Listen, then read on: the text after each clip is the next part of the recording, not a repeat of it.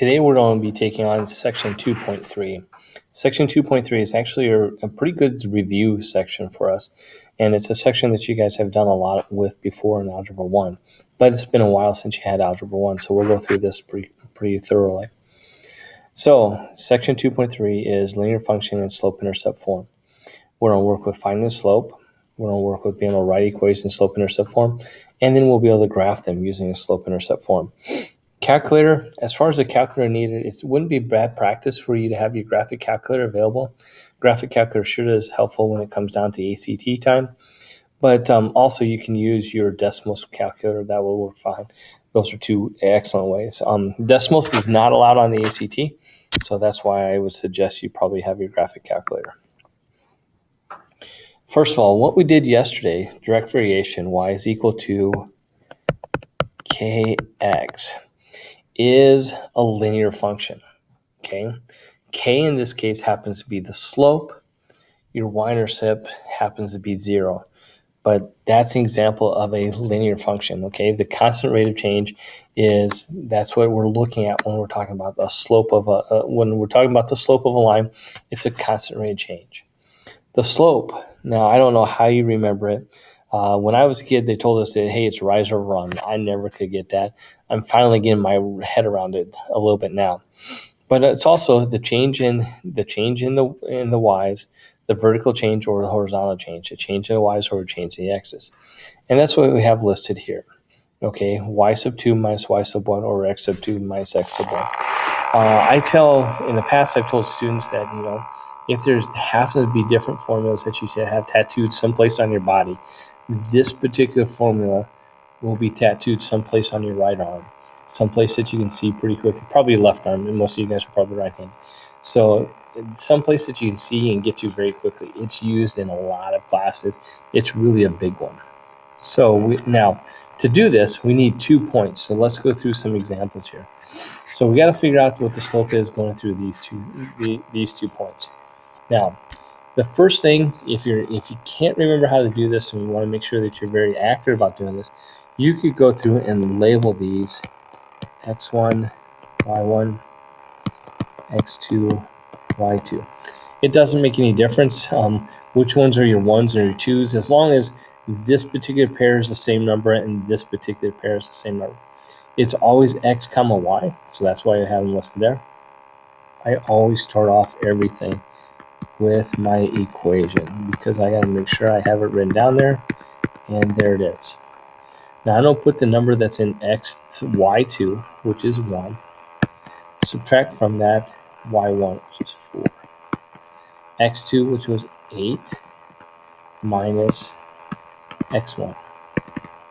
So 1 minus negative 4 is negative 3, and 8 minus 3, that's 3. So this is negative 1 over 1. Now, I always like to leave the slope as a fraction. This will tell me I go down 1, right 1. That's how I interpret the slope. That's how I use that to help me to be able to graph this. That's what it's changing. Let's look at the second one. Again, hey, let's change this up. Let's call these your 1s and these your 2s. Again, I'm going to start off with the formula because that's what I do.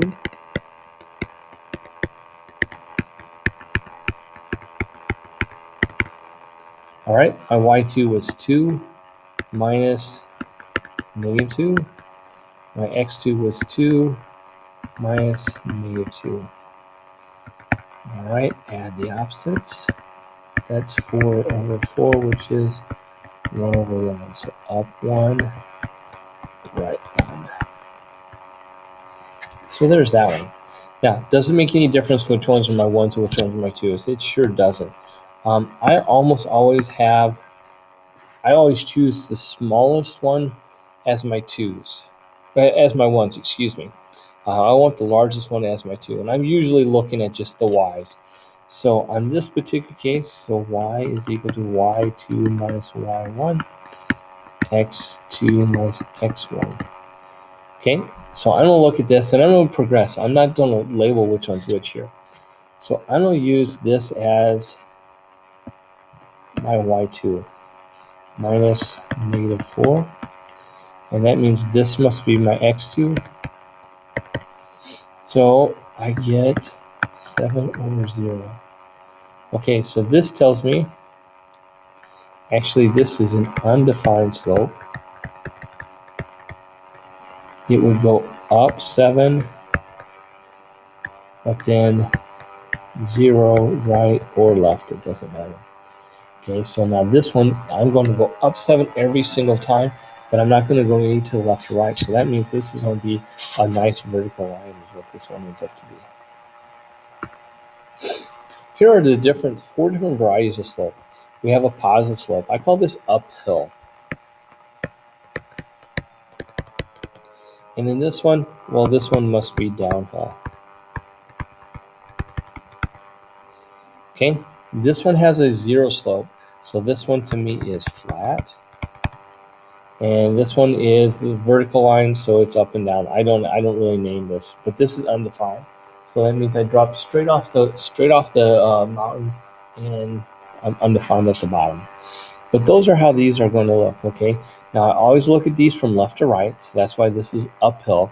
It's a positive slope. Downhill, negative. 0 slope, undefined. 0 slope is the horizontal line. Undefined is your vertical line.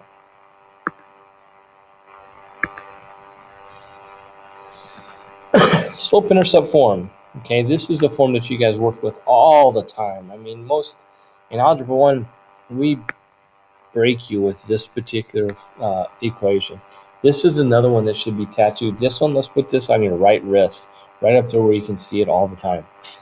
Okay, y is equal to mx plus b. M is the slope, the b is the y-intercept. It tells me where it crosses. And some of these are pretty simple. So write an equation of a line. Okay.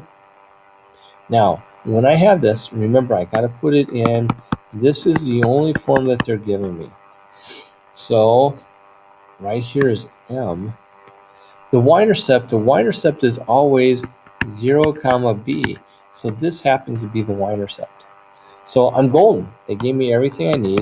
I'm going to replace the m with the 6, replace the b with the 5, and call that one good. Worked out really well. Now the b one. All right, y is equal to mx plus b. Now I can figure out where the y-intercept is. It's right there. So b is equal to negative 3. I can find that one quick and easy. Now the m is a little harder to find. So what I do with this is, okay, I want to go, here's my triangle. So I go up 1 and right 2. Okay, actually, I'm not going up 1. I'm going down 1 and right 2. So I go down 1 and right 2. Down 1, right 2. Down, right 2. All right, so here's my slope for this. So here's my equation. Y is equal to negative 1/3 x minus 3. So there's that one. So now I have those two equations there for me. So those are two different ways that I can pick this apart. Obviously the A that's the easiest way. That's the way I like. If they can tell me what the y-intercept is, or if I can be smart enough to figure it out, then that one's a piece of cake. The graph, the only thing hard about the graph is usually finding out what the slope is. Remember, this is downhill, so that tells me it's going to be negative, and this is where it crosses the y-axis. Okay, now this gets a little bit tougher. This particular one is giving me a slope and a point, but I don't have a graph of it. So now what I'm going to do is I'm going to rely on some algebra. Y is equal to mx plus b. Well, I know m is 2. I don't know the b though. So let's see if but look, I do know an x and I do know a y. So if I go to my equation, y is equal to mx plus b, I can substitute a whole bunch in, I just don't know the b. So y was negative 8, m was 2, and x is 2, but I don't know what the b is. So look, I got it almost all done. I only have one variable here to solve for. I'm great. So this is 4 plus b. Let's subtract the 4. B is equal to negative 12. So this is actually negative 12. Now I can write my equation. Y is equal to 2x minus 12. Call that good. Okay, now I'm going to show you this way, but I really don't prefer to do it this way. Tomorrow we'll show you, or in the future here, we'll show you a different way to handle when you have a point and a slope. But this is slope-intercept form, and this is what we're working on today. Horizontal versus vertical. Okay, so if I think of a horizontal line here, if you think about that, what is always the same? Okay, so on this, a horizontal line, the x's change every time, but the y's always stay, let's call this 2. The y's in this case always stay 2, so this is y equals 2. Always on horizontal lines, it's going to be y equals. Okay, now vertical lines. Vertical lines are going to be just a little different. Okay, so if I have a vertical line here at 2. All right, now if I look at this, what's always the same for this is the y's are always changing, but the x's is always 2 over. So this is x equals 2. Okay, so for vertical lines, it's always x equals. Horizontal lines,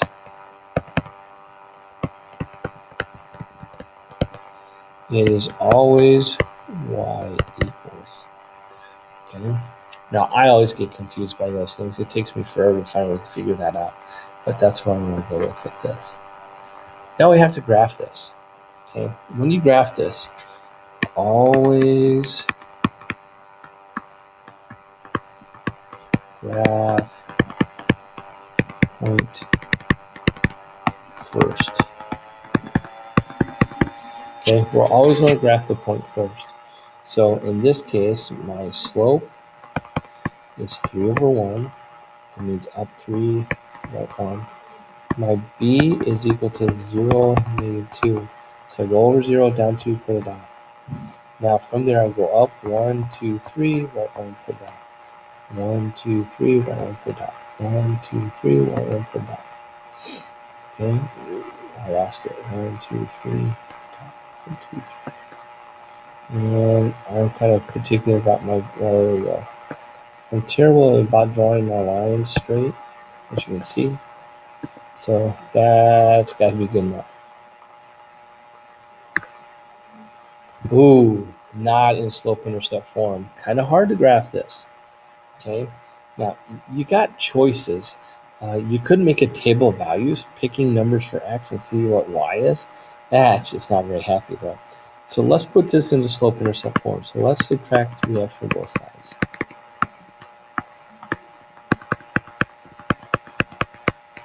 And let's divide by 2.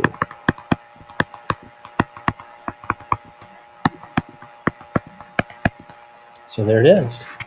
Okay, so now I know my slope is negative 3 halves, down 3, right 2, and my b is equal to 0, 2.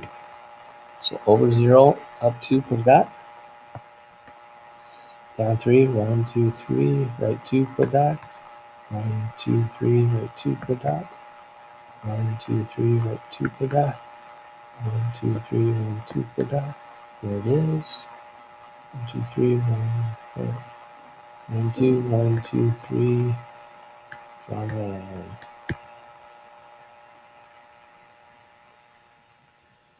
I would strongly suggest a straight edge and not drawing it on your computer screen. All right, here's what your assignment is for today. You're going to work on, sorry about that, I should have cut that off. Okay, page 78. You're going to do numbers 9 through 35 odd. 47 through 51 seems good to me.